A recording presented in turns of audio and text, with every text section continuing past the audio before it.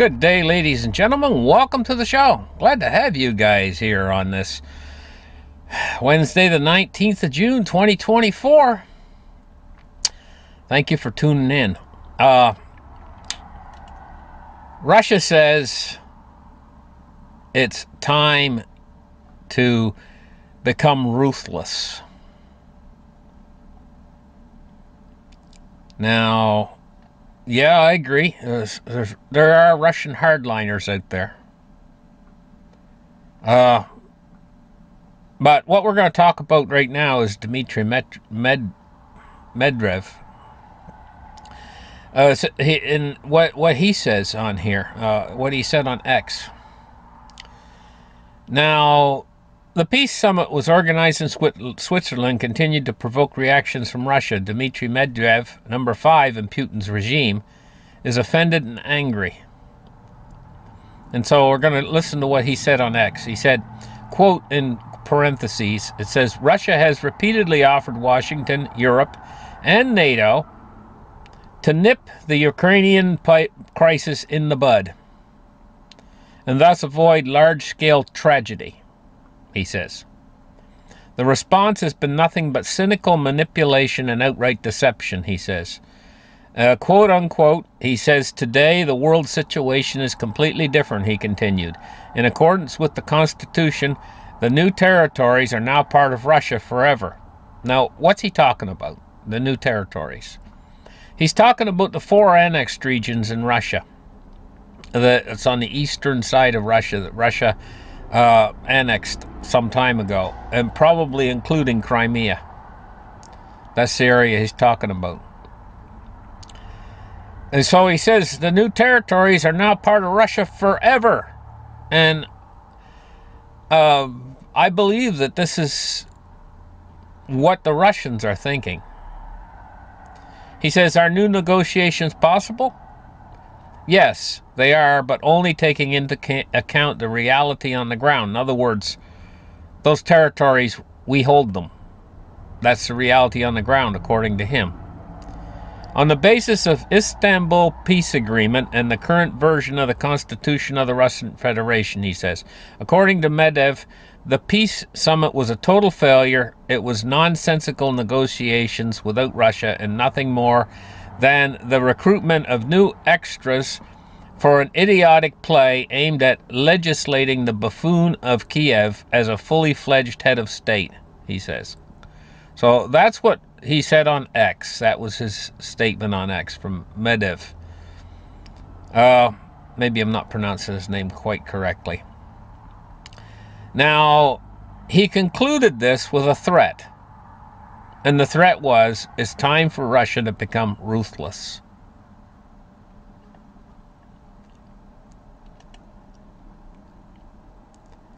Now, what else is going on with all this is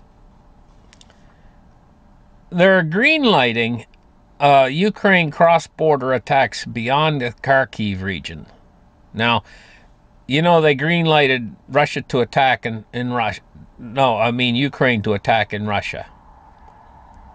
But now they're greenlighting cross-border attacks beyond the Kharkiv region with United States arms. It says the U.S. National Security Advisor Jake Sullivan has said that authorization for Ukraine to use American weapons for cross-border attacks extend not just to the Kharkiv region, but into Russian regions as well, further escalating Biden's initial green light for such offensive operations. Blinken, on a Monday PBS interview, told NewsHour's Nick Sherfin, this is not about geography, it's about common sense, and expanded the parameters for NATO using NATO-supplied missiles. Actually, it didn't. I read that wrong. It says expanded the parameters for using NATO-supplied missiles. And you can watch the exchange there. They got a play button on there to watch what he said.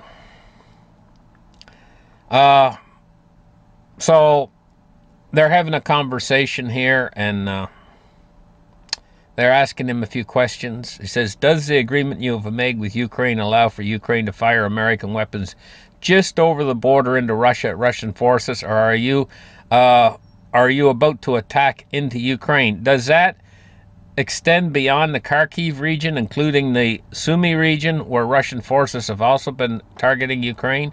And Sullivan said it extends to anywhere that Russian forces are coming across the border from Russian side to the Ukrainian side to try to take additional Ukrainian territory.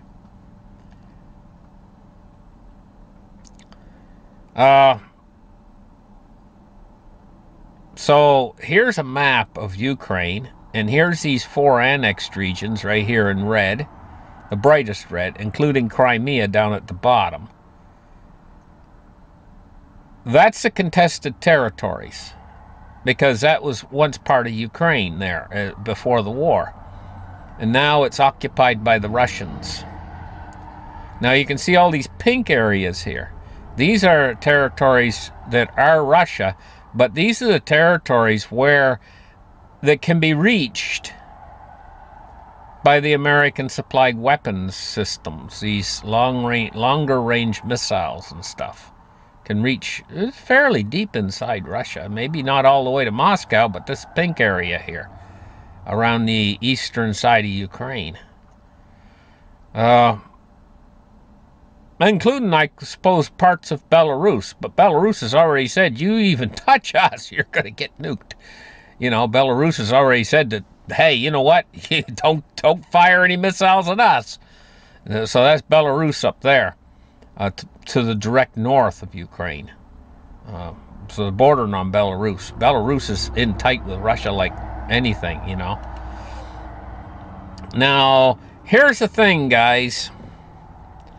Everybody is expecting, hey, you know, if Russia attacks, you know, they're expecting them to use nukes, and maybe I'll tell you what people picture in their mind. They picture World War III, where Russia fires all their nukes at the United States, and the United States fires all their nukes at Russia, and they all go up in the air, and they all come down with a whole bunch of mushroom clouds everywhere. That's what everybody pictures happening. Probably you've pictured it, I've pictured it, everybody pictures that in their mind. But you got to understand that those nukes are actually about 90-year-old technology. Believe it or not, 90-year-old technology. The nukes go all the way back into the 1940s. Here we are, the year 2024, for crying out loud. It's very old technology. And this whole doctrine about we fire ours at you and you fire yours at us, that's a very old doctrine. It goes back to mutually assured destruction. It goes back to the Cold War. It's Cold War doctrine. Might not play out that way, because neither side wants to blow up the entire Earth, and they do have the weapons to do that. How it might play out, and I was thinking about this, and how it might play out in something much more different. You got to understand, in history, one of the biggest upturns in history, in other words, change in world government and world policy, was a world empire fell. The Babylonian world empire ruled the world. See, there's been a number of empires in the world. A lot of people know about the Roman Empire. Most everybody knows about that. But there's empires before that. And the Babylonians ruled the world. Now, the Medes and Persians came in, and then they ruled the world. And how did that happen? Well, Babylon had this big walled-off city, and they thought that they were absolutely impenetrable. They were absolutely... nobody could take them out. Nobody could break through their walls. They had the most powerful armies and everything else.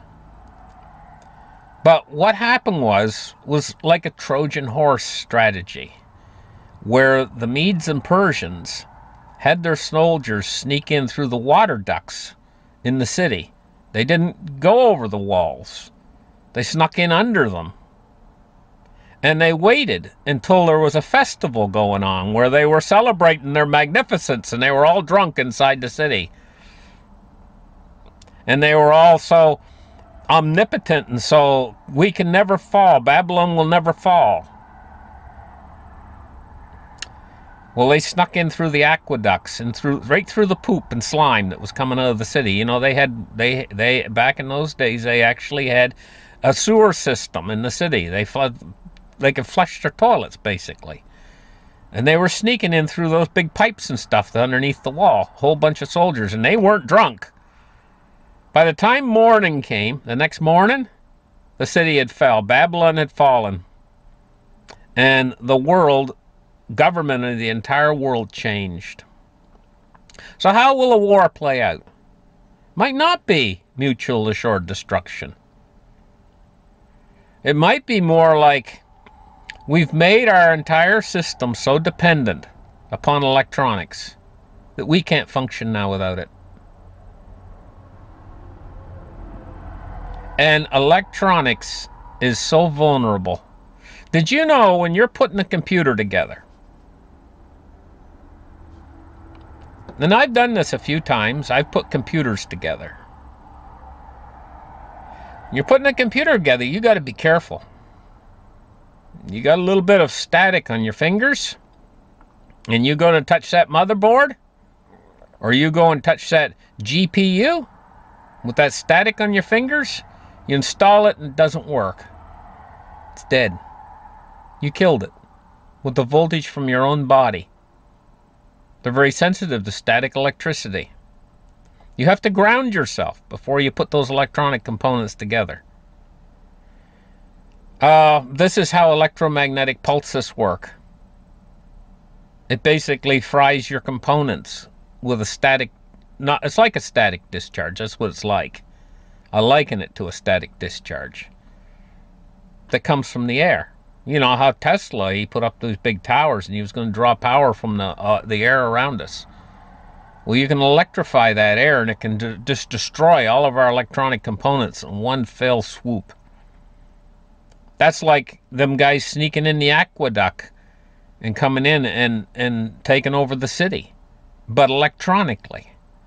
How could we even, if we can't communicate electronically? See, we used to have analog communication, which was basically, I call it analog communication, but it was basically newspapers. You can communicate to the entire nation through newspapers, and it's like, how do you stop it? People, you'd have to stop everybody from being able to read. But now we've thrown all this whole system away, and we've went in off of this new electronic system that's so fun, that's so good, and all of our phones, we all got our phones with us, and we can check on everything on our phone and everything else. Do you realize how sensitive that electronic equipment is? And when it's gone, it's gone. And then once they can't communicate with the people any longer, once they lose, it's almost like a guy taking a dog for a walk, you know? He's got him on a leash. And the leash breaks and the dog goes running off and he's gone. Just running. Once that leash breaks, you've just lost your dog. There he goes. Watch him go. Well, that's the way with the electronic communications. The breaking of the leash, if we were to have some sort of a, heaven forbid, they cut the cables in the ocean with a submarine or whatever. That's it. Your internet's dead. Or an electromagnetic pulse bomb. That's it. It's all dead. You know? And once that line of communication's lost, well, you don't know what this is their mechanism of control. Just like the leash is what controls that dog. The guy's holding the dog can't go anywhere. Well, this is how your government maintains control over the people. With this electronic, now it used to be newspapers and stuff. They used to do everything on paper. They used to decide who's president, and it was all written down on paper and stuff. And then newspapers announced it. Same, going back to the time of kings, there's the same way. They used to write, and they used to have seals, and they used to seal, they used to have stamps and seals, sealed in wax and stuff, to make sure nobody could tamper with it. And this is the way they controlled power. Now they control power through telecommunications. And if the telecommunications is gone, it's like the leash breaking. The people don't know what to do. They're without guidance any longer. And there's no way to reform that guidance to the people because the electronic leash has been broken. Well, an awful lot of other factors come into play once that's happened. How do people get medications? How do people get their gasoline to drive their car? All order and structure to society would be lost in one fell swoop, unless those electronic communications are restored. And it might be impossible to restore electronic communications if it's a twofold or two-pronged attack, one, cutting the cables and stuff, and two, hitting us with some sort of an EMP or something like that. It just fries all the phones. You'd have to create all new phones for everybody. Their phones are all dead and all their computers are dead. It's impossible. You'd have to go back to newspapers again. And that structure took time to organize. They had to create all the printing press and the newspaper companies and the distribution model and everything else. We wouldn't even have that. Where would we be? We would be up the creek without a paddle. That's where we would be. And that's what World War III might look like. It might not look like mutual assured destruction.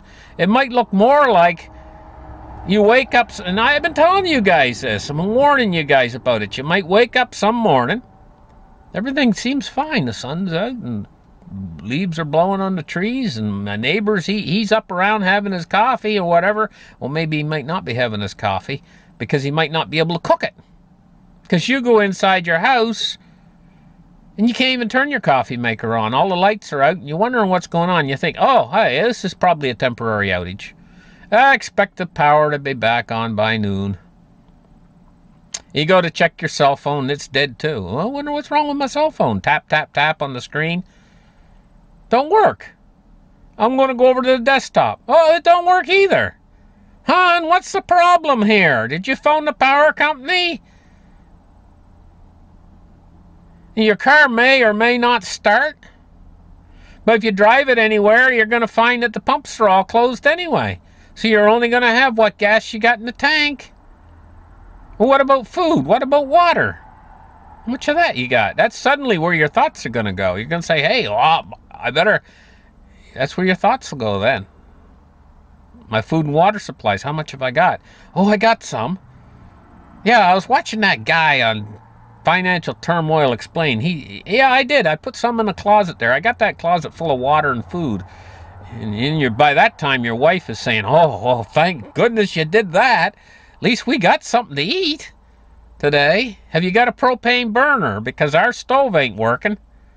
This is the kind of world we might be heading into. And whose fault is it, too? I'm going to get into that real quick right here. I'm going to say whose fault it is. It's not your fault. It's not your fault.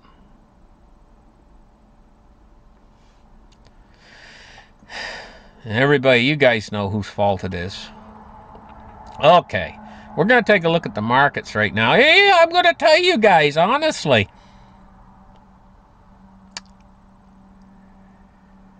Everything is on edge. I've never seen nothing like this period in time where nothing's happened really yet. But everything's ready to go. It's all ready to fall off the cliff. It's like walking along, and if you saw a car hanging on the edge of a cliff, teetering back and forth, and it's got a bunch of toddlers in it. Say it's a one of these convertibles, you know. Picture a red convertible, say a Corvette, and it's hanging on the edge of tipping. At first it tips this way toward falling off the cliff, and then it tips back that way and tipping back and forth. But nothing's happened yet. But you can see the problem. You better get that car off the cliff, or those toddlers are going to fall into the ravine. Yeah, you got to do something. Well, nobody's doing anything about this. This is coming, all of it. The financial system is getting ready to... And how? Tell me, how are they going to elect an incumbent if the financial system goes into a delayed, what they call a recession, which is actually a depression? You know? Because you got to have a couple things in place in order to get somebody elected in the United States of America. You got to have at least somewhat of an economy that's ticking along. Tick, tick, tick, tick, tick, tick, tick. But if it's backfiring, like a car going down the road, bang, bang, you all heard the cars backfire driving by your place, people ain't going to vote for that. You got to have a functioning economy. And they better get on there and start dumping some money out of here, you know, pretty soon. Because the whole thing is starting to slide now. It's waited this long. It's waited until just before elections to slide. And if it continues the way it's continuing right now, the whole thing's going to slide during the election period into a depression. Or, I don't use that word. That's a bad word. I'll use the word recession. That's because that's what they always use. But this delayed recession's going to hit right at that period in time. That's what I see coming. Unless they do something now. It's like they got a tourniquet right now on the economy, and they're squeezing it tighter and tighter. And what's in that effect? Take a look at this. It says more Americans say they can't pay their bills. Here are the states where it's worst. Well, people just aren't paying. They can't afford to pay. You can't pay unless you got money to pay. It says they're battered by inflation and the loss of federal pandemic aid. You know, and they've all went into debt, and now they just can't pay, and they're starting to not pay. And I mean, it's a lot of people out there. What they said the percentage here, and it's like sick.